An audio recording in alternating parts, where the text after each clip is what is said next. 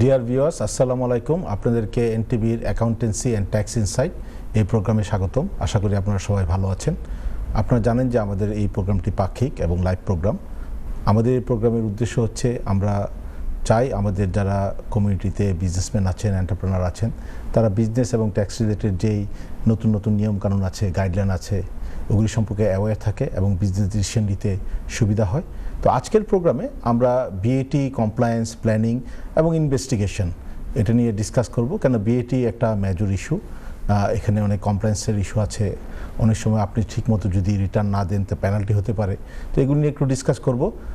তার আগে আমাদের দুজন গেস্ট আছেন, তাদের সাথে একটু পরিচয় হয়নি। তো আলী ভাই, আসসালামু আলাইকুম। ওয়ালাইকুম সালাম। দবির ভাই, আলহামদুলিল্লাহ ভালো আছি। আপনারা ভালো আছেন? প্রিয় দর্শক, আপনারা আশা করি সবাই ভালো আছেন। আমাকে ইনভাইট করার জন্য অসংখ্য ধন্যবাদ। থ্যাংক ইউ আলী ভাই। আলী ভাই আগেও আসছেন আমাদের প্রোগ্রামে আসার জন্য স্বাগতম। তো আলী ভাই আমাদের যে প্রফেশনাল অ্যাকাউন্টিং সোসাইটি, এটার ফাউন্ডিং মেম্বার এবং প্র্যাকটিসিং অ্যাকাউন্ট। তো আপনার সাথে কথা বলবো। আমার বাম পাশে কামরুল আজিজ ভাই আছেন। কামরুল আজিজ ভাই কেমন আছেন? আলহামদুলিল্লাহ দবির ভাই, অনেকদিন পরে আবার আপনার সাথে। জি, আপনিও আগেও আসছিলেন, অনেকবার আসছেন, থ্যাংক ইউ। তো কামরুল আজিজ ভাই একজন প্র্যাকটিসিং অ্যাকাউন্টেন্ট এবং প্রফেশনাল অ্যাকাউন্টিং সোসাইটির ফাউন্ডিং মেম্বার। তো আমাদের এই টিভি স্ক্রিনে একটা নাম্বার আছে, এই নাম্বারে আপনারা সরাসরি ফোন করলে আপনার যদি কোনো বিএটি ইস্যু স্পেশালি থাকে সে নিয়ে ডিসকাস করতে পারবেন। অন্য অ্যাকাউন্টিং ইস্যু থাকলে আপনারা ফোন করতে পারবেন। তো আমাদের আজকের টপিক মেইনলি ফোকাস হবে বিএটি। তো কামরুল ভাই, বিএটি ডিসকাশনের আগে একটা জিনিস, যেটা এমটিডি, মেকিং ট্যাক্স ডিজিটাল, তো অনেক বিজনেসম্যান, সোল ট্রেডার অথবা ল্যান্ডলর্ড তারা কিন্তু এই প্রথমবারের মতো, অথবা পার্টনারশিপ পার্টনার, তারা কিন্তু প্রথমবারের মতো এই এমটিডিতে পড়ে গেছে। এবং এই যে ট্যাক্স ইয়ার শুরু হলো এপ্রিল, মে, জুন, এখন জুলাই, আর 7 দিন, 7th অগাস্ট একটা ডেডলাইন লুমিং ফর দেম। অ্যান্ড অনেকেই আছে এখন পর্যন্ত বুঝতেছে না যে এটা কী করবে না করবে। তো এই ব্যাপারে যদি আপনি একটু আমাদের দর্শকদের একটু গাইড দিতেন বা বলতেন কিছু একটা। থ্যাংক ইউ দবির ভাই। এটা একটা ভেরি কারেন্ট ইস্যু এবং এমটিডি তো এই প্রথম আমাদেরকে অপারেশনে আসছে এবং যারা মেনলি প্রথমে আপনাকে বুঝতে হবে যে কাদের জন্য প্রযোজ্য। তারা স্টার্ট করতেছে ফেজ বাই ফেজ। লাস্ট এই বছর যাদের টোটাল ইনকাম রেন্টাল এবং সেলফ এমপ্লয়মেন্ট, সো একজন মানুষের দুই ধরনের ইনকাম থাকতে পারে, সেলফ এমপ্লয়েড ইনকাম থাকতে পারে, প্যারালালি তার রেন্টাল ইনকাম থাকতে পারে। দুইটা যখন কম্বাইনলি 50,000 আপ হবে, লাস্ট 24-25 যখন 50,000 আপ হয়েছে, তখন তাদের সবাইকে মানে এই এমটিটির জন্য রেজিস্টার্ড করতে হবে। এবং এমটিটির জন্য রেজিস্টার্ড করার পরে কোয়ার্টারলি তাদের এই যে প্রপোর্শনের ইনকাম এবং এক্সপেন্স সাবমিট করতে হবে। তো আগে যে জিনিসটা হচ্ছে যে এখানে সাবমিট করতে গেলে কিন্তু আপনার এখন আর ইন্ডিভিজুয়ালি কেউ তাদের পার্সোনাল লগ ইন আইডি দিয়ে করতে পারবে না, একটা কমার্শিয়াল সফটওয়্যার লাগবে। এখানে এই কমপ্লিকেশনটা হয়েছে। তো প্রত্যেকেই আইদার কমার্শিয়াল সফটওয়্যার বাই করতে হবে এবং সাবমিট করতে হবে। এবং এটা করার ক্ষেত্রে যেহেতু এটা প্রথমবার, অনেক ক্ষেত্রেই যে ক্লায়েন্টরা যাদের ইন্ডিভিজুয়াল যাদের ট্যাক্স রিটার্নটা সাবমিট করতে হবে কোয়ার্টারলি, তারা একটু পেন্ডিং, তারা বুঝতেছে না কেন আমি ইনফরমেশন দিব। এটা আমরা ফেস করতেছি যে আমি তো বছরে একবার দিই, তুমি কেন এখন চাচ্ছ? আমার 25-26 সাবমিট করলাম না, তুমি কেন এটা চাচ্ছ? এটা একটা মেজর ইস্যু হয়েছে। এবং বাট HMRC যেটা চাচ্ছে যে আপনাদেরকে এই যে ইনফরমেশনগুলো লাইভ ডাটা তাদের কাছে রেকর্ড করার জন্য, যে একটা মানুষ, এটা মেইন উদ্দেশ্য হচ্ছে যে আপনার কোয়ার্টারলি যাতে ইজ লাইক ম্যানেজমেন্ট অ্যাকাউন্ট, আপনি জানলেন যে আপনি কতটা প্রফিট করলেন। ইটস নট 19 মাস পরে আপনার জানার দরকার নাই যে এপ্রিলে শেষ হয়েছে, জানুয়ারি থেকে আপনি যখন এটা স্মুথলি রান হবে, ভালো হবে। হ্যাঁ, অবশ্যই। যখন এটা রেগুলার হয়ে যাবে, যখন আপনার তখনই কিন্তু বিজনেসম্যানরা যারা ট্যাক্স রিটার্ন সাবমিট করে, তারাই বুঝতে পারবে যে তাদের জন্য কতটুকু বেনিফিশিয়াল, এবং তারা তখন রিয়েলিস্টিক ইনফরমেশন পাবে তখন, যে আমি এই হচ্ছে আমার ইনকাম, এই হচ্ছে আমার এক্সপেন্স, এই হচ্ছে আমার প্রফিট মার্জিন। এবং অ্যাজ পার দেয়ার প্রফিট দিয়ে তারা তাদের ট্যাক্স প্ল্যান করতে পারবে যে আমার কত টাকা ট্যাক্স স্কিপ করতে হবে, হঠাৎ করে বড় ট্যাক্স বার্ডেন হবে না। সো এই জন্যই এখন খুব ইনফরমেশন হচ্ছে যে এটা সাবমিট না করলে হয়তো অবশ্যই লেট পয়েন্ট সিস্টেম আছে এবং সার্টেন পয়েন্টের পরে আপনি পেনাল্টি পাবেন। সো এই জন্য সবাই সাধারণত প্রথম দিকে একটু সফট ল্যান্ডিং হয়। এটা একটু অবশ্যই, এটা যেহেতু soft landing first time, so আমার মনে হয় 1 বছর একটু রিমাইন্ডার দিবে, হয়তো অ্যাভয়েড করবে, কিন্তু আমরা আলটিমেটলি আমরা আমাদের যারা দর্শক হ্যাঁ, আছে এটা সবাইকে বলবো যে এটা হ্যাঁ। আসলে ইজ দেয়ার এবং ইট উইল কন্টিনিউ। হ্যাঁ, এটা HMRC কমপ্লায়েন্ট থাকাই ভালো। এইচএমআরসি রেগুলেশন অনুযায়ী আমাদেরকে এই টাইমলাইন মেনটেন করতে হবে এবং দিতে হবে, কারণ আপনি যদি বলেন যে একটু সফট আছে তাহলে তো মানে মানুষ আরো একটু রিল্যাক্স হয়ে যাবে। বাট এই জন্য এইচএমআরসি বলতেছে, এটা অনেকদিন আগের থেকেই বলতেছে, জি, জি, জি। এবং আমরাও ক্লায়েন্ট মানুষদেরকে বলতেছে যে না, দিস ইজ কামিং, এবং এটা যাতে যেহেতু software involve, lots of things involve এবং এক্সট্রা ওয়ার্ক ইনভলভ, সো এটা আমাদেরকে প্ল্যান অনুযায়ী করতে হবে। এবং ইন্ডিভিজুয়াল যাদের ট্যাক্স রিটার্ন সাবমিট করার দরকার, তারাও এটা রিয়েলাইজ করতে হবে যে আমাকে এটা এইচএমআরসি রেগুলেশনটা কমপ্লাই করতে হবে। ইটস নট সামথিং যে কেউ একজন বললো বা অ্যাকাউন্টেন্ট এসে আপনার উপর বার্ডেন করে দিচ্ছে, না, এটা we have to do it. তাহলে এখানে দুইটা ব্যাপার ক্লিয়ার, যে একটা হচ্ছে যে অনলি সেলফ এমপ্লয়মেন্ট ইনকাম এবং যদি আপনার রেন্টাল ইনকাম থাকে, টোটাল দুইটা ইনকাম total। যদি আমি মেজরিটি দুইটা জিনিস বললাম, কারণ আমাদের ম্যাক্সিমাম আমাদের কমিউনিটি মানুষের জন্য এই টাইপেরই থাকে। হ্যাঁ। টোটাল ইনকাম যদি 50,000 হয়, যতটা ইনকাম আছে 16-17 পদের ইনকাম আছে জি। আমাদের, ইন্টারেস্ট ইনকাম, ডিভিডেন্ড ইনকাম, কিন্তু এই দুইটাই মেইন আর কি। এই দুইটাই মেইন সরকারি আমাদেরকে হওয়ার। এমপ্লয়মেন্ট ইনকাম না, employment income is not included. না, এমপ্লয়মেন্ট আমি ইনকাম বুঝতে চাচ্ছি, ধরেন 50,000 টাকা টোটাল, ধরেন 25,000 সে এমপ্লয়মেন্ট থেকে পাইলো, বাকিটা রেন্ট থেকে পাইলো, তাকে কি না, এই বছর না। ট্যাক্স এট সোর্স। এটা ক্লিয়ার করা দরকার, কারণ অনেকের কিন্তু এই সিচুয়েশনটা হয়। হ্যাঁ, এই জন্য আমি বললাম যে রেন্টাল ইনকাম এবং সেলফ ইনকাম দুইটাই মেইন। হ্যাঁ। এই দুইটার ইনকাম যদি 50,000 হয় বছর, আগামী বছর 30,000, এবং এরপরের বছর everyone Almost, like almost 20, so everyone has to submit quarterly return. এবং আমার মনে হচ্ছে যে এক সময় তারা এটাও আসতে পারে যে ট্যাক্স কোয়ার্টারলি পে করতে পারে। হ্যাঁ, আমরা বিএটি দিচ্ছেন না, হ্যাঁ, এটাই হবে। ট্যাক্স রেগুলার দিতেছেন না, আপনি হ্যাঁ। যখন কাজ করেন। হ্যাঁ, এটাই। এখন কি রিটার্নে যে আমরা যে রিটার্ন দিচ্ছি, এমটিডি রিটার্ন হবে 4টা, তাদের কি ট্যাক্স অ্যানুয়ালি পে করতে হবে? হ্যাঁ, ওইটা তো আপনাকে এখন তো 4টা ট্যাক্স রিটার্ন করতেছেন, কিন্তু ট্যাক্স তো কিন্তু আপনি দিচ্ছেন একটা- ফাইনাল ট্যাক্স রিটার্ন সাবমিট করার পরে। পেমেন্টের অ্যাকাউন্ট আপনাকে- এখনো আছে, আপনাকে এখন সিস্টেম। 5টা রিটার্ন সাবমিট করতে জি। হচ্ছে, 4টা কোয়ার্টারলি রিটার্ন এবং একটা ফাইনাল রিটার্ন। ওই 4টা রিটার্নের অ্যাকুমুলেটেড ফিগার কিন্তু এইচএমআরসিতে হোল্ড হয়ে আছে। যখন আপনি ট্যাক্স রিটার্ন সাবমিট করতে যাবেন, ওইখান থেকে ফিগারগুলো ম্যাচিং অটোমেটিক রিকনসাইল হতে হবে। মানে ফেচ করে নিয়ে আসবে, হ্যাঁ, হ্যাঁ। তখন আপনি সাবমিট করতে পারবেন। তার মানে 1-2 বছর যাওয়ার পরে কোয়ার্টারলি পেমেন্ট নিয়ে আসবে। হ্যাঁ, মনে হচ্ছে এটাই more তাদের likely, প্ল্যান। more এটা তারা likely। বলতেছে না, বাট এটাই তাদের প্ল্যান। না, আরেকটা যেটা ব্যাপার হচ্ছে যে ট্যাক্সের যে সিস্টেম বা পলিসি, আমরা যা পড়ালেখা করছি, যে ফেয়ারনেসের একটা ব্যাপার আছে। আপনি যখন এমপ্লয়মেন্টের কথা চিন্তা করেন, এমপ্লয়ি কিন্তু রেগুলার মাসে মাসে পেমেন্ট করে যাচ্ছে। আপনি যখন এমপ্লয়মেন্ট আর সেলফ এমপ্লয়মেন্ট কম্পেয়ার করবেন, তখন কিন্তু তার পেমেন্টটা মাসে মাসে হচ্ছে না। হ্যাঁ, পেমেন্ট অন অ্যাকাউন্ট আছে, but still not monthly like. হ্যাঁ, এটা- তো এই জায়গায় একটা ব্যালেন্স আমরা চেষ্টা করতেছি। এবং এটা গভর্নমেন্টের জন্য বাজেট করতে সুবিধা, অফ কোর্স। সবার জন্য ক্যাশ ফ্লো। সেলফ এমপ্লয়মেন্টে যেটা দবির ভাই বললেন, এটা একটা গুরুত্বপূর্ণ বিষয়। সেলফ এমপ্লয়েড যারা, তারা কিন্তু শুধু যে দেরি করে ট্যাক্স দিচ্ছে তা না, তারা আবার এক্সপেন্সও ক্লেম করতে পারে, মানে লেজিটিমেট এক্সপেন্সগুলা, যেটা এমপ্লয়ি করতে পারে না। অনেক অ্যাডভান্টেজ আছে। হ্যাঁ, সেটা তো অবশ্যই। না, ওটা তো আছে, কেন যখন আপনি বিজনেস করবেন আপনি তো রিস্ক নিতেছেন। হ্যাঁ, আর তার expected আপনার তো purpose এক্সপেন্স তো আছে, বিজনেসে তো এক্সপেন্স আছে। It's not fixed something, employment is a fixed, আপনি জানেন কত টাকা পাবেন। এটাই। তো এটা আসলে একটা বিরাট একটা চ্যালেঞ্জ লস অফ পিপলের জন্য। হ্যাঁ, এটা তো যেহেতু প্রথমবার। এখন যারা এই মুহূর্ত পর্যন্ত আমাদের কমিউনিটিতে যারা এই নিয়ে কোনো অ্যাকশন নেয়, তাদের জন্য আপনার কি মেসেজ হবে? না, এটা অ্যাকশন নিতে হবে। এবং এটা আমরা যারা প্র্যাকটিসে ডিল করতেছি ইন্ডিভিজুয়ালের সাথে, তারাও আমরা দেখতেছি যে 50%, 60% they are not bothering, they are not listening, even okay it's okay. But আমার মনে হয় এটা সবারই নেওয়া উচিত, কারণ এটা আমরা স্কিপ করতে পারবো না, we have to do it. So আমার যাদের ইনকাম থ্রেশহোল্ডের উপরে আছে এবং এইচএমআরসি থেকে চিঠি পাইছেন এমটিডি রেজিস্টার করার জন্য, তারা অ্যাজ আর্লি অ্যাজ পসিবল এটা রেজিস্টার করা উচিত। থ্যাংক ইউ আজবে। আপনার সাথে আবার পরে বিএটি নিয়ে ডিসকাস করব। তো আলী ভাই, জি, ভ্যালু অ্যাডেড ট্যাক্স বিএটি, এটা কিন্তু মানে একটা বড় ইনকাম গভর্নমেন্টের। মোটামুটি আপনার ইনকাম ট্যাক্স, ন্যাশনাল ইন্স্যুরেন্সের পরে এটা one of the biggest topic। Income. এটা তো আসলে সরাসরি আসলে কাস্টমার পে করতেছে, কাস্টমার যেটা এন্ড ইউজার পে করতেছে। বিজনেস শুধু একটা কালেক্টরের মতো আর কি, কালেক্ট করে দিতেছে। গভর্নমেন্টের এজেন্ট হিসেবে কাজ করে। এখন সব বিজনেস তো আর বিএটি রেজিস্টার্ড না, না। কেউ আছে কেউ না। তো এখানে কম্পালসারি রেজিস্ট্রেশনের ব্যাপার আছে, কেউ কেউ হয়তো ভলান্টারি রেজিস্টার হয়। তো আপনি যদি আমাদের দর্শকদের ক্লারিটির জন্য, অনেক দর্শক এরকম হইতে পারে যারা বিজনেস শুরু করছে কিন্তু আসলে এখনো বিএটি রেজিস্টার হয়নি, কেন থ্রেশহোল্ড রিচ করে নাই 90,000 পাউন্ড যেটা। তো এই 90,000 হিসাবটা কীভাবে হয়, আর কম্পালসারি রেজিস্ট্রেশনটা কেমনে করতে হয়, পাশাপাশি কারো যদি কম্পালসারি রেজিস্ট্রেশন না হয়, সে যদি ভলান্টারি রেজিস্টার করতে চায় কেন করবে, সেটা কি উপকারিতা অপকারিতা আছে এই ব্যাপারে যদি একটু আলোকপাত করতেন আর কি। ধন্যবাদ দবির ভাই। ব্যাপারটা হচ্ছে নতুন স্টাফ যারা অলরেডি এস্টাবলিশ বিজনেস তারা এই বিষয়গুলো অলরেডি জানে, সেই জন্য দবির ভাই যেটা বলেন স্টার্ট আপ বিজনেসের জন্য নতুন বিজনেসম্যান তারা অনেকেই আছে, আমাদের মনে হয় যে সবাই সব কিছু জানে, আসলে তা না।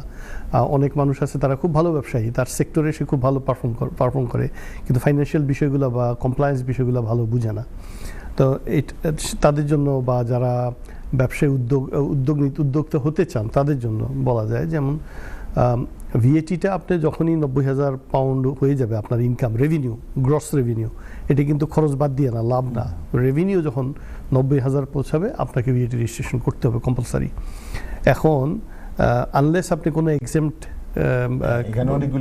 ক্রাইটেরিয়া আছে, যেমন এক্সেম্পটেড আইটেম বা সার্ভিস পুরাটাই আপনার এক্সেম্পটেড, সেই ক্ষেত্রে অন্য বিষয়ে আমরা ওগুলো আলাদা আলাপ করব। কিন্তু নর্মাল স্ট্যান্ডার্ড সাপ্লাইয়ের জন্য 90,000 থ্রেশহোল্ড ক্রস করলে রেজিস্টার হতে হবে। আর আপনি যদি 88,000-এর নিচে নেমে যায় কখনো ব্যবসা, আপনি রেজিস্টার করতে পারবেন, ভিএটি থেকে উইথড্র করে নিয়ে আসলে পারবেন, কিন্তু যদি কনসিস্টেন্টলি হয়। নিয়ম হচ্ছে 12 মাসের হিসাব রাখতে হবে। এটা এমন না যে জানুয়ারি থেকে ডিসেম্বর পরে আবার 0 থেকে শুরু করলাম, এরকম না, এটা কিউমুলেটিভ। মানে জানুয়ারি থেকে ডিসেম্বর পর্যন্ত 12 মাসে আপনি যদি 90,000-এ পৌঁছে যান আপনি রেজিস্ট্রেশন করবেন। দেখা গেল ঠিক আছে আপনার হয় নাই 90,000, আপনার দেখা গেল 80,000 হয়েছে, কিন্তু 13 মাসের সময় আপনি 1 মাসেই 20,000 হয়ে গেল, তাহলেও করতে হবে। মানে এট এনি 12 মাসে আপনার 90,000 ক্রস করলে শুরু করার পরে যদি আপনি 6 মাসেও 90,000 তাও করতে হবে, মানে 12 মাস ম্যাক্সিমাম আর কি। অ্যাট এনি টাইম আপনি 90,000 থ্রেশহোল্ড ক্রস করবেন, বা থ্রেশহোল্ড মতো যদি এমন হয় আপনি ব্যবসা শুরু করছেন, আপনি বুঝতেছেন আপনি ক্রস করে যাবেন, ইনকামের যে একটা ফ্লো ফিউচার প্রজেকশন যদি করে, এটাও যদি দেখেন যে 90,000 ক্রস করে আপনার রেজিস্টার করতে হবে, এটা আপনার ডিউটি ডাইরেক্টর হিসাবে, বা ডাইরেক্টরই আছে, লাইবিলিটিটা ডাইরেক্টরের উপর আসবে। সোল ট্রেডার আর পার্টনারশিপ হলে তাদেরও করতে হবে। আমি বলতেছি মানে বিজনেস ডাইরেক্টর বলতে এই সেন্সে যে who is governing the business, তার এটা লায়াবিলিটি। এটা হচ্ছে গিয়ে রেজিস্ট্রেশন। আরেকটা কি প্রশ্ন ছিল? একটা ছিল যে এই যে কম্পেনসেশন করবে, আরেকটা হলো ভলান্টারি রেজিস্ট্রেশন, অনেকে যে থ্রেশহোল্ড রিচ করে না, তারপর কেন করবে? এখন ভলান্টারি রেজিস্ট্রেশনের অনেকগুলো বেনিফিট আছে, আমি বুঝাই বলি। একটা হচ্ছে যে আপনি যে সাপ্লাইটা করেন এমন কারো কাছে করেন, সে শুধু ভিএটি রেজিস্টার্ড লোকদের সাথে ডিল করবে, অন্য কারোর সাথে ডিল করবে না। এই ক্ষেত্রে আপনার দরকার, বিশেষ করে কনস্ট্রাকশন সেক্টরে বা বড় কোম্পানিতে আপনি যদি সলিড কোনো কোম্পানিতে সাপ্লাই করতে যান, তারা নর্মালি নন ভিএটি রেজিস্টার্ড কোম্পানির সাথে ডিল করে না। এই ধরনের আছে প্র্যাকটিস আছে, এই ধরনের সমস্যা, ওইটা ওদের প্র্যাকটিক্যাল কারণেই ওরা করে, আপনার বিজনেস রিজনেই করে। সেই ক্ষেত্রে আপনার ভিএটি রেজিস্ট্রেশন হইতে হবে ভলেন্টিয়ারলি। আপনি ধরুন HM revenue form fill up করার সময় দেখবেন যে ওখানে অপশন আছে ব্যাখ্যা করার, সেই সুযোগটা আছে। আপনি বলবেন কেন করতেছেন, আপনার থ্রেশহোল্ড তো আপনার বিলো থ্রেশহোল্ড, তারপর আপনাকে অপরচুনিটি দিবে, বিকজ আপনার বিজনেস নেচার এটা একটা। আরেকটা হচ্ছে আপনি ধরেন ব্যবসা করতেছেন, ধরেন স্যার আপনার ইনকাম হচ্ছে 60,000 টাকা, কিন্তু আপনি যদি ভিএটি রেজিস্টার করেন আপনি কিন্তু 20% এক্সট্রা চার্জ করবেন ক্লায়েন্টকে। হ্যাঁ, আপনি ফ্ল্যাট রেট চয়েস করতে পারেন এই ধরনের ছোটোখাটো ব্যবসার জন্য, সেক্ষেত্রে আপনি কিন্তু পে করবেন মাত্র আপনার ইন্ডাস্ট্রির জন্য যে রেট, সেই রেট। এক্সাম্পল বলি, অনেক ইন্ডাস্ট্রিতে আছে রেট মাত্র 8%, 10%। তো আপনি ধরেন রেজিস্ট্রেশন করলেন 20% আর আপনি পে করলেন 10%, সে ফর কথার কথা। অনেক ইন্ডাস্ট্রিতে এক ইন্ডাস্ট্রি এক রকম। তো আপনি ওভারঅল দেখা গেল 10% এক্সট্রা সেভ করতেছেন, সেটা তো একটি আপনার প্রফিটে গেল। তা এই ধরনের অনেক বেনিফিট আছে। এছাড়াও ভিএটি রেজিস্টার্ড একটা কোম্পানির একটা রেপুটেশন থাকে, এটা আমি বলতেছি যদি কোনো প্ল্যান থাকে এক্সপান্ড করার বা আপনি ওভারসিজ বিজনেস করার ইচ্ছা থাকে, সেই ক্ষেত্রে আপনার ভিএটি রেজিস্টার্ড হওয়াটা। একটা যেটা ব্যাপার হচ্ছে যে এক্সপোর্ট যদি আপনি করেন, এক্সপোর্ট তো জিরো রেটেড। আমি একটা এক্সাম্পল দিলাম, জিরো রেটেড অন্য কিছু হতে পারে, মানে চিলড্রেন ক্লদিং হতে পারে। তো আপনি জিরো রেটেড যদি করেন তাহলে আপনি কাস্টমার কিন্তু 0% চার্জ করতেছেন। VAT registration doesn't matter to the customer, কিন্তু আপনি কিন্তু সব ইনপুট ভিএটি ক্লেম করতে পারতেছেন। এটা একটা বিরাট বেনিফিট। এটা আবার এই ধরনের অনেক আছে, যেমন ধরেন যে আপনার একাধিক কোম্পানি, আপনি মনে রাখবেন ভিএটি রেজিস্ট্রেশন কিন্তু ফলো করবে ইন্ডিভিজুয়ালকে, আপনার শুধু কোম্পানি হলে হবে না। একই ছাদের নিচে যে কটা কোম্পানি একই মালিক বা ডাইরেক্টরের আন্ডারে থাকবে, সবার একটা ভিএটি হবে। তো ওই ক্ষেত্রে ধরেন আপনার কোনো একটা কোম্পানিতে সাপ্লাই করতেছেন এক্সেম্পটেড, কিন্তু আপনার প্রচুর ইনপুট আছে, আবার আরেকটা কোম্পানিতে আপনার ইনপুট আউটপুট দুটাই আছে। এই ক্ষেত্রে আপনি ওই সেকেন্ড কোম্পানির একটা প্রপোর্শন আছে, ওইটা আপনি ক্লেম করতে পারবেন, which is good for you. এটা গ্রুপ ভিএটি, হ্যাঁ, গ্রুপ ভিএটির ক্ষেত্রে এই ধরনের ক্ষেত্রে ভলান্টিয়ারি রেজিস্ট্রেশন হতে পারে। Thank you. তো কামরুল ভাই, আপনার কাছে যেটা নিয়ে আসবো যে আমাদের কমিউনিটিতে অনেক সময় দেখা যায় যে অনেক বিজনেসম্যান বা এন্টারপ্রেনার এই যে বিএটি রেজিস্ট্রেশন কম্পালসারি যে ফিগারটা থ্রেশহোল্ড 90,000 রিচ করছে, মনে করেন আমি এপ্রিলে রিচ করছি, আমার দায়িত্ব কিন্তু by 30th May 30 days in next month inform করা HMRC-কে যে আমি বিএটি রেজিস্ট্রেশন করা, হ্যাঁ। এবং সব কিছু ঠিকঠাক থাকলে from 1st June I should be effective. এটা ইফেক্টিভ একটু এদিক ওদিক হতে পারে রেজিস্ট্রেশন, তো আমি করলাম না, দেখা গেল কয়েক মাস করলাম না, এরকম আমাদের কাছে বছরও করে নেই। তো একটা সময়ে কিন্তু যখন ধরা পড়বে, এটা HMRC-র নজরে আসবে, ইফেক্টিভ ডেট কিন্তু 1st জুনই হবে। তো এটা কি ধরনের ক্রাইসিস হইতে পারে আপনার এক্সপেরিয়েন্স থেকে যদি একটু শেয়ার করেন। থ্যাংক ইউ দবির ভাই। আসলে এটা একটা বড় প্র্যাকটিক্যাল রিজন, কারণ আমরা যারা কোম্পানি অপারেট করে, কোম্পানির মাধ্যমে ট্রেড করে, তাদের হয় কি, তাদের অ্যানুয়াল অ্যাকাউন্টটা সবাই চিন্তা করে যে আমার তো 12 মাস হয়েছে, ধরেন ইয়ার এন্ড হচ্ছে 31st অফ মার্চ, তো আমার অ্যাকাউন্টে ডিউ ডিসেম্বরে। তো আপনি অ্যাকাউন্টেন্টের কাছে যান বা নিজে করেন, আপনি চিন্তা করেন নভেম্বর থেকে চিন্তা শুরু করবেন, ডিসেম্বরের এন্ড অফ কি করবেন। এ কিন্তু 19 মাস 19 মান্থ চলে গেছে। তো আপনি জানেন না 19 মান্থে আপনার বিজনেস কখন যে 90,000 হিট করছে। তখন আপনি গেলেন অ্যাকাউন্টেন্টের কাছে, অ্যাকাউন্টেন্ট বললো যে আপনি ধরেন আপনার ট্রেডিংয়ের 9th মাসে গিয়ে আপনি 90,000 হিট করছেন, তাহলে লাস্ট 10 মান্থ আপনি বিএটির আন্ডারে পড়ে গেছেন, আপনি রেজিস্টার করতে হবে 9 মান্থ থেকে, ঠিক আছে।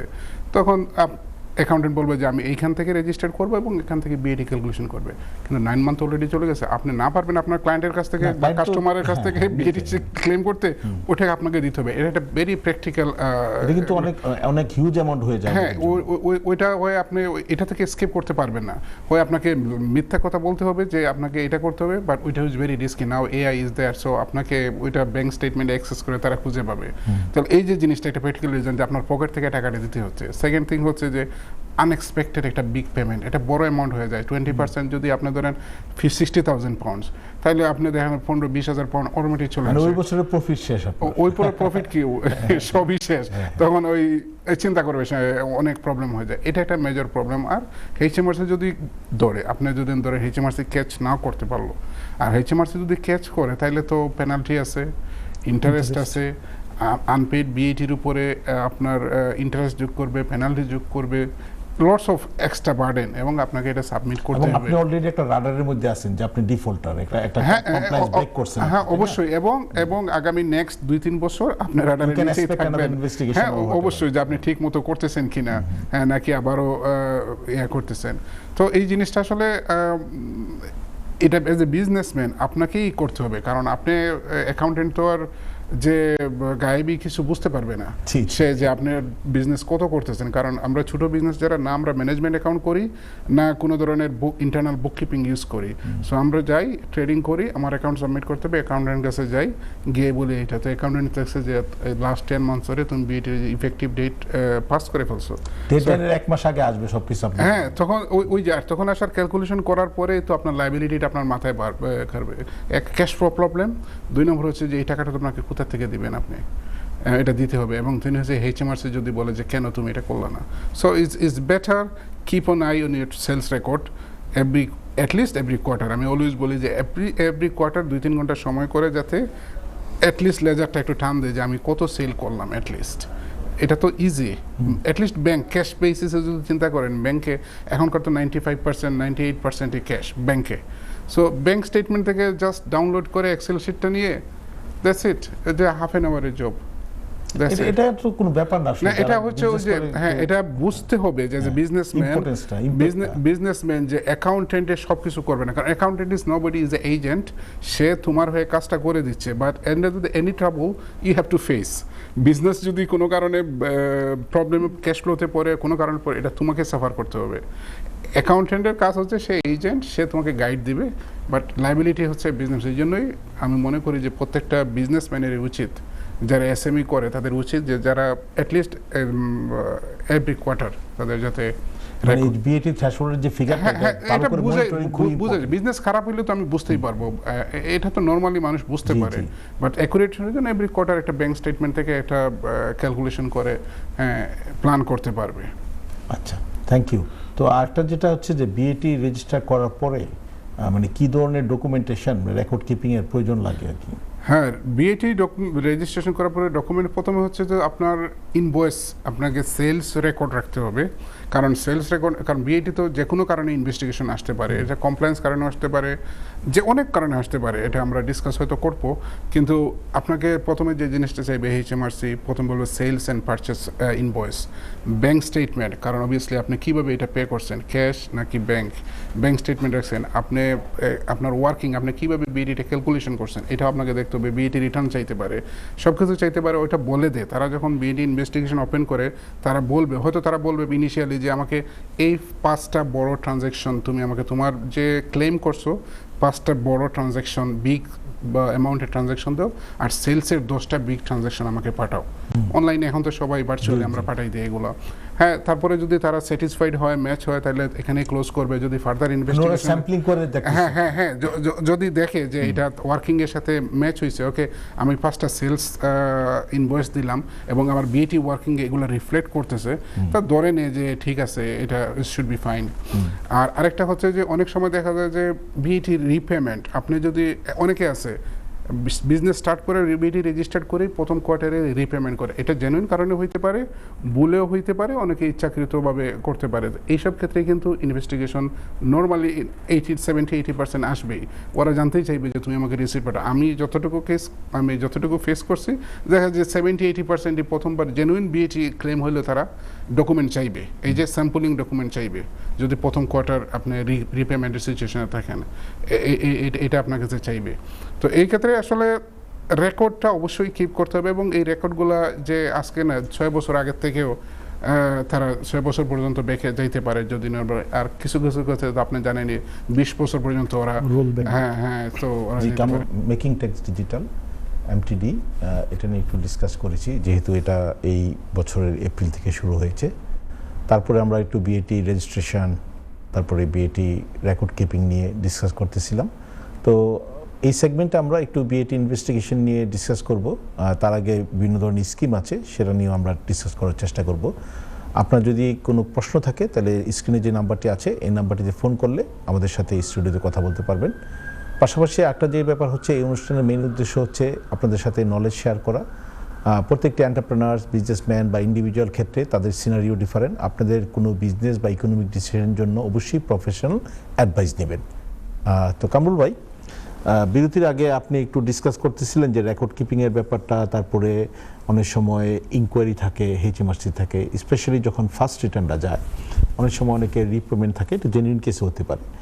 তো এই যে রিপেমেন্টটা থাকে, এটা মেইনলি কী জন্য হয়, এটা যদি একটু এক্সপ্লেন করতেন। অনেক সময় তো রিপেমেন্ট যায় যখন আপনার ট্যাক্স পেয়েবল, বিএটি পেয়েবল, যখন বিএটি রিসিভেবল বেশি হয়, তখন আপনার যাতে আপনার বিএটি অন সেলস এর চেয়ে বিএটি অন এক্সপেন্স যদি বেশি হয়, তাইলে তো আপনি বেশি ট্যাক্স ক্লেম করতে পারতেছেন, যেটা আমরা ইনপুট বিএটি বলি আর আউটপুট বিএটি বলি। হ্যাঁ, আমি যে একটু সংক্ষেপে সোজা বাংলায় বললাম আর কি, যে পারচেসের এক্সপেন্সের উপরে যে বিএটি, ওইটা যদি হাই হয়, সেলসের উপরে যে বিএটি আছে ওইটার চেয়ে, তাহলে তো আপনি এটা এইচএমআরসি রিফান্ড করবেন। তো এই রিফান্ড করতে এইচএমআরসি তো সবসময় পাইয়াই তো, মানে পাওয়াই তো উদ্দেশ্য, যখন সে দিতে যাবে তখন তো সে একটু চেক করবেই। আর যেহেতু এটা প্রথম রিটার্ন, একবার যদি রিটার্ন এবং তারা স্যাটিসফাইড হয়, তাহলে obviously they don't mind anything, so they pay normally, বা এই জন্য হয়। আর এই কারণেই তো আপনার করতে পারে। আর অনেক সময় তো আপনার, আর কি যেন বলছিলেন, যে প্রথমবার যে রিটার্ন করতে গেলে অনেক সময় প্রি ট্রেডিং এক্সপেন্ডিচার যেটা ক্লেম করা যায়, আচ্ছা, এই জন্য অনেক সময় রিপেমেন্ট হতে পারে অনেকের জন্য, জেনুইন কেস যেটা আর কি। হ্যাঁ, অনেক সময় বিজনেস স্টার্ট করছে, অনেকে বিজনেস স্টার্ট করছে, বা কোনো কারণে ইনভয়েস ছিল না, ক্লেম করতে পারে নাই, বা মিস্টেক, ভুলে, যে কোনো কারণে যদি কোনো একটা এক্সপেন্সের যদি সে বিএটি ক্লেম না করে থাকে, তাহলে দুইটা সিচুয়েশন আছে। যদি আপনি সার্ভিস করেন, ধরেন আপনি অ্যাকাউন্টেন্ট, সলিসিটর অথবা লয়ার, হোয়াট এভার, মানে আপনার প্রি রেজিস্ট্রেশন আগে, রেজিস্ট্রেশন আগে 6 মাস আগে যদি কোনো এক্সপেন্স আপনি করে থাকেন, তাহলে ওটা আপনি ক্লেম করতে পারবেন। Pre-registration, আর যদি আপনি বিজনেস করেন, লাইক ট্রেডিং বিজনেস করেন, তাহলে 4 বছর, বাট সাবজেক্ট টু যে স্টকটা আপনি কিনছেন, যেটার বিএটি ক্লেম করতেছেন, ওইটা আপনার স্টকে থাকতে হবে। আছে, হ্যাঁ। এটা এমন না যে আমাকে একজন এসে বলছিল যে ফ্রাইড চিকেনের সব, সো আমি তো লাস্ট 4 বছর থেকে তো পারচেস করছি, তো ওইটার উপর আমি ক্লেম করব না, এটার উপর ক্লেম করা যাবে না, কারণ ওইটা তো কনজিউম হয়ে গেছে, ওই চিকেন অলরেডি খেয়ে ফেলছেন। ওইটা কনজিউম হয়ে গেছে। যদি কোনো স্টক থাকে, ধরেন আপনি ফ্রিজার কিনছেন, আপনি ইকুইপমেন্ট কিনছেন, ওইটার উপর যদি বিএটি যদি আপনি দিয়ে থাকেন আর রিসিপ্টটা থাকে, তাহলে আমরা ওইটা ক্লেম করতে পারবো না। যেটা আপনি স্টক কিনছেন ওইটা পারা যাবে না, স্টক যেটা আছে ওইটার উপর আমরা ক্লেম করতে পারবো। বেসিক্যালি প্রি রেজিস্ট্রেশন বিএটি দুই ধরনের আছে, সার্ভিস এবং ট্রেডিং বেস। সার্ভিসের জন্য আপনার 6 মাস ব্যাক যাইতে পারবেন, আর ট্রেডিং এর জন্য 4 মাস, সাবজেক্ট টু দ্য ইনভেন্টরি দেয়া। হ্যাঁ, সাবজেক্টরি স্টক আপনাকে থাকতে হবে, এবং যদি কোনো ইকুইপমেন্ট কিনে থাকেন যেটা ফিক্সড, যেটা গুলো আছে ওগুলোর জন্য যদি ইনভয়েস থাকে এবং বিএটি পে করে থাকেন, ওটা ক্লেম করা যাবে। Thank you. তো আলী ভাই, বিভিন্ন ধরনের স্কিম আছে বিএটির, এবং বিজনেসের সুবিধা অনুযায়ী তারা সেই স্কিমগুলি অ্যাভেল করতে পারে। অবশ্য কন্ডিশন আছে, ক্রাইটেরিয়া আছে। তাদের মধ্যে একটা হচ্ছে যে ক্যাশ অ্যাকাউন্টিং স্কিম। তো অনেক বিজনেস আছে যারা হয়তো ক্রেডিট দেয়। তো আপনি যদি কাস্টমারকে ক্রেডিট দিলেন, কাস্টমার তো আপনাকে পে করছে না, হয়তো 2 মাস পরে পে করবে। তো আপনি যদি অ্যাক্রুয়াল বেসিসে করেন, অনেক সময় দেখা যায় নিজের পকেট থেকে বিএটি দিতে হচ্ছে। তো তাদের জন্য ক্যাশ অ্যাকাউন্টিং স্কিমটা আছে। তো এটাতে আসলে কি সুবিধাটা, কেন করতে হবে, বা কেন স্মল বিজনেসটা এটা করবে? মানে ক্যাশ ভিএটি যেটা স্কিমটা, এটা মানে ভাঙ্গা সহজভাবে বলতে গেলে, আপনি টাকা পাইলে ভিএটি দিবেন, আপনি টাকা খরচ করলে ক্লেম করবেন। মানে ফিজিক্যালি টাকাটা ব্যাংক থেকে গেছে কিনা বা আপনার ক্যাশ থেকে গেছে কিনা সেটা বেটার। আপনি হয়তো ধরেন মালামাল কিনছেন, টাকা পে করেন নাই, সেটা ক্লেম করতে পারবেন না। আবার আপনি বিক্রি করছেন, টাকা পান নাই, আপনি সেই ভিএটি দিবেন না আনটিল ফিজিক্যালি মানে টাকাটা আপনার ব্যাংকে ঢুকলো বা সেখান থেকে বের হয়ে গেল। ধরেন 3 মাস, জানুয়ারি, ফেব্রুয়ারি, মার্চ, আপনার কোয়ার্টারটা এরকম। এই 3 মাসের মধ্যে আপনি 1 লাখ পাউন্ডের মালামাল বিক্রি করছেন ফর অ্যান এক্সাম্পল, টাকা ক্যাশ পাইছেন মাত্র 20,000, তাহলে আপনি ভিএটিটা পে করুন ওই 20,000-এর। এটা হচ্ছে ক্যাশ ভিএটির বিষয়টা। তো বেসিক্যালি যে বিজনেসগুলি ক্রেডিট দেয়, দিতে হয়, তাদের জন্য একটা সুবিধা আছে। এটা একটা সুবিধা হলো গিয়ে আসলে, মানে আপনি যদি এইভাবে দেখেন স্মল স্কেলে, এটা একটা বিষয়। আরেকটা হলো যে অপারেটিং ক্যাপিটাল যেটা আমরা বলি, এটা কিন্তু এক্সপেন্সিভ। আপনি যদি জাস্ট আপনি সিম্পল হিসাব করেন, সেন্ট্রাল ব্যাংকের রেট বা নর্মাল কমার্শিয়াল ব্যাংকের রেট দেখেন 5 to 7% এখন না, তো বোরোয়িং কস্ট। তো আপনি যদি এরকম 2 কোয়ার্টার ক্যাশ ফালায় রাখেন, অ্যাডভান্স পে করে দেন ভিএটি, তাহলে আপনি দিয়ে দিতেছেন মিনিমাম 10, 15, 20,000 পাউন্ডের মতো, just to give example. Cash flow, হ্যাঁ, তাই এটা তো আপনাকে ক্যাশ ফ্লো না, শুধু এটার একটা কস্ট আছে। হ্যাঁ, তাতে অবশ্যই ক্যাশ ফ্লো, আপনার মানি তো ফ্রি না। হ্যাঁ, অ্যাপার্ট ফ্রম ক্যাশ ফ্লো আপনার একটা কস্ট আছে, আপনি একটা অপরচুনিটি মিস করবেন। আরও অনেক ব্যবসা আছে। এই জন্য সরকার এই জাতীয় ব্যবসাগুলোকে সাহায্য করার জন্য এই একটা স্কিম করছে, যাতে করে আপনি ওটাতে অপ্ট করলে আপনি safe from this over payment. Thank you. আর আরেকটা স্কিম আছে যে বছরে একবার রিটার্ন দিতে পারে, অ্যানুয়াল অ্যাকাউন্টিং স্কিম। ওইটা কিরকম? এখন কোনো ব্যবসা আছে যেগুলোর জন্য কোয়ার্টারলি জমা দেওয়া অ্যাডমিনিস্ট্রেটিভ কাজটা খুব হার্ড হয়ে যায়। হার্ড হয়ে কি মানে ফিজিক্যালি হার্ড না, হার্ড মানে ফাইন্যান্সিয়ালি হার্ড হয়ে যায়। তাদের জন্য এই যে অ্যাডমিনিস্ট্রেশন, একটা গিভ একটা স্মল এক্সাম্পল, ধরেন একটা কোম্পানি, মিডিয়াম সাইজ একটা কোম্পানি, ধরেন 1,20,000 টাকা টার্ন ওভারের, তার কোয়ার্টারলি ধরেন প্রচুর ইনভয়েস আসে, ছোট ইনভয়েস, 8 পাউন্ড, 10 পাউন্ড, 20 পাউন্ড, এভাবে যদি হিসাব করেন, এগুলোকে ডেটা এন্ট্রি করে, এখনও অনেক কিছু ডিজিটাল হয়ে গেছে, কিন্তু আগে এগুলো ডেটা এন্ট্রি করতে হইতো ফিজিক্যালি। আপনার একটা ফুল টাইম লোকের দরকার হবে বুককিপারের, তার বেতন এখনকার বাজারে মানে মিনিমাম তো 15 পাউন্ড দিবেন বুককিপারকে, তাই না?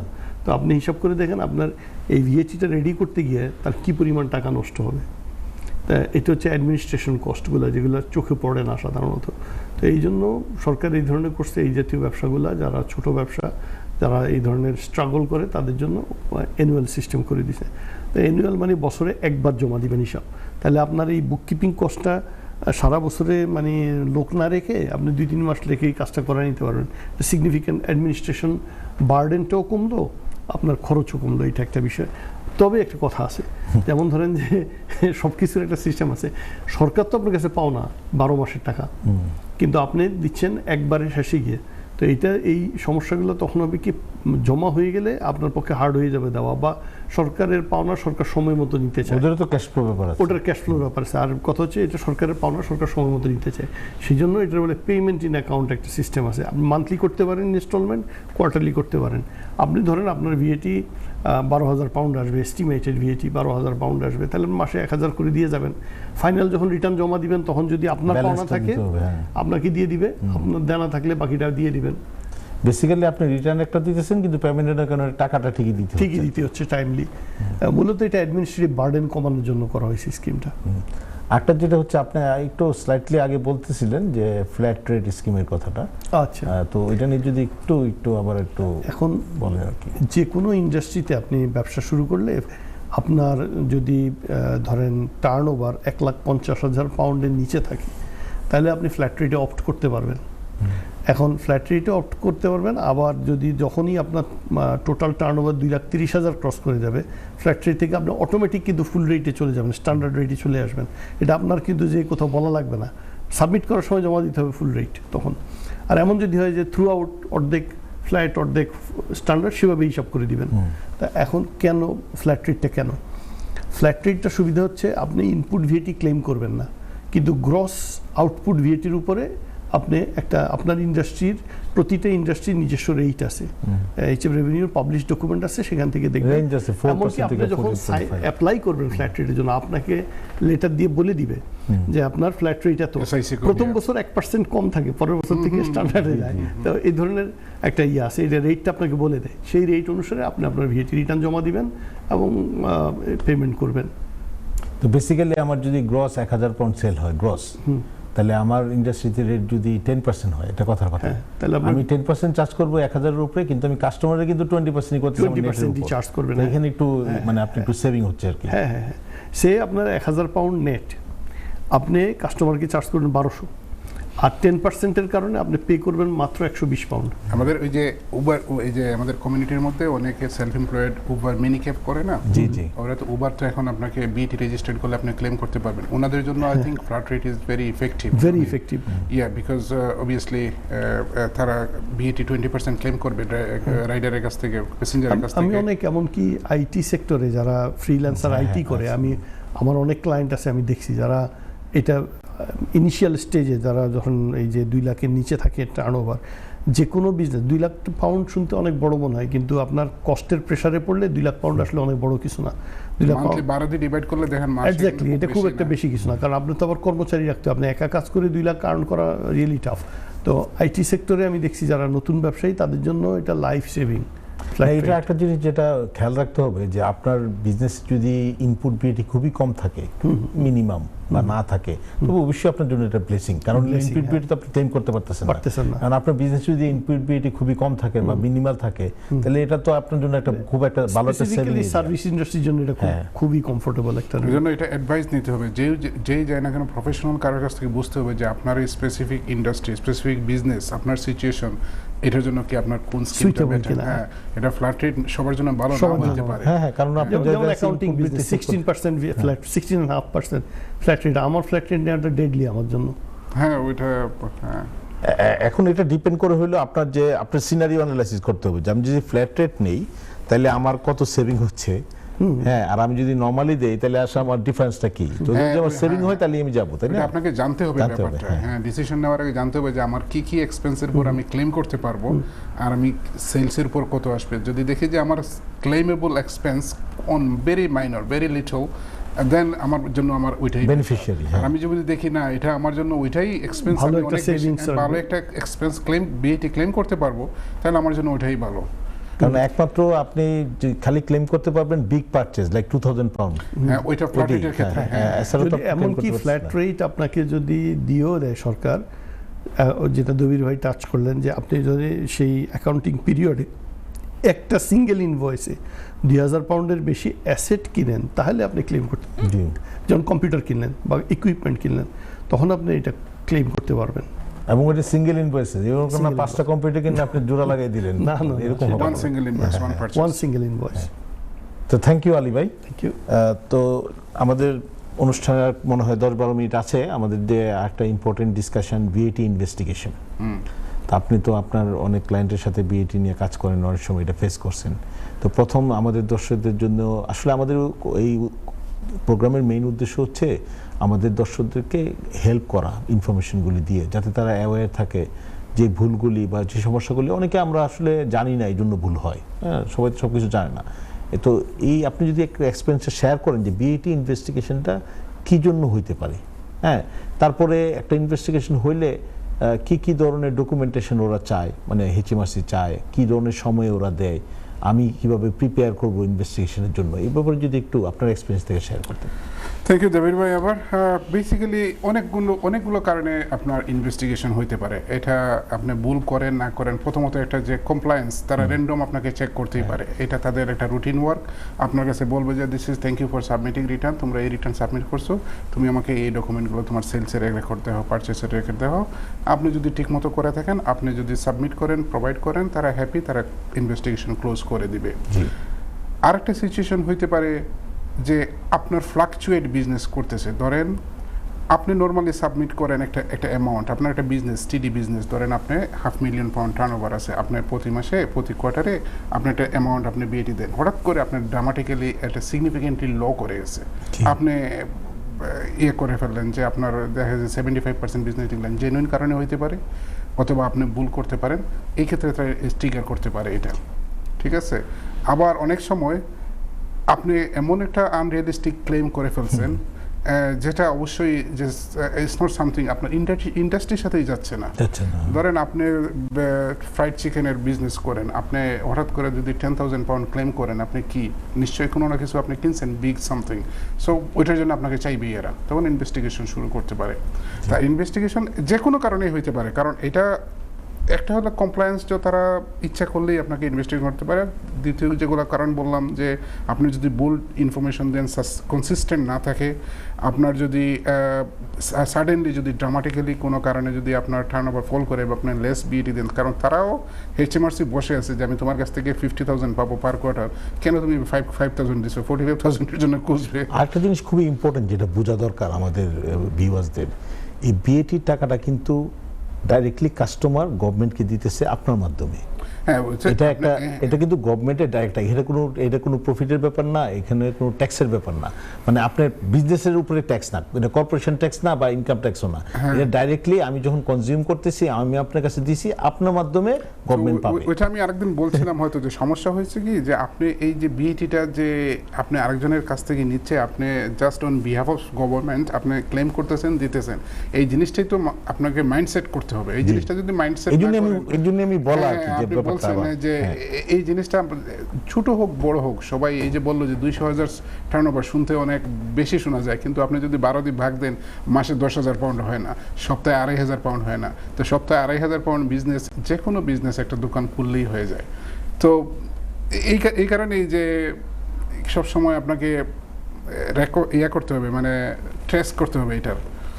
মূল সমস্যাটা আমাদের কমিউনিটিতে ছোট ব্যবসাগুলোর যে সমস্যাগুলো আমি দেখছি আর কি, ওনারা আসলে কস্ট অ্যান্ড বেনিফিট অ্যানালাইসিস না করে ব্যবসা করে, কোনো প্ল্যান নাই, বিজনেস প্ল্যান নাই। আমি একটা জায়গায় একটা দোকান দিব, এটার একটা ফিক্সড কস্ট আছে ফর এ সার্টেন পিরিয়ড, এটার একটা ভ্যারিয়েবল কস্ট আছে, এগুলো ওনারা বুঝেও না, জানেও না, তো প্রফেশনালদের সাথে আলাপও করে না।